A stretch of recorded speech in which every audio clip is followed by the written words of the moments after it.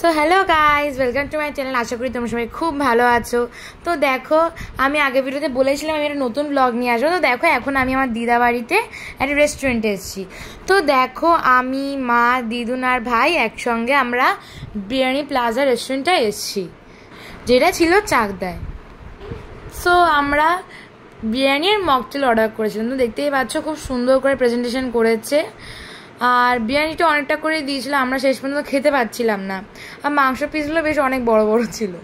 তো আমরা দুপুরে খেতে গেছিলাম, আর আমাদের সবার খুব খিদে পেয়েছিল, তাই আর সেরকমভাবে কোনো ভিডিও টিডিও করা হয়নি। সো দেখো, এটা ছিল আমাদের মকটেল। আমরা 4টা অর্ডার করেছিলাম, আর এটা স্যালাড। আর দেখতে পাচ্ছ বিরিয়ানিটা কতটা পরিমাণে দিয়েছে। তো আমরা রেস্টুরেন্ট থেকে আমরা ডাইরেক্ট চলে গেছিলাম ট্রেন্সে, যেখানে আমার বন্ধু বনির সাথে আমার দেখা হয়েছে। তো দেখো, এটা আমার দিদুন বাড়ির লেবু গাছ, যেখানে অনেকগুলো কি সুন্দর সুন্দর লেবু হয়েছে।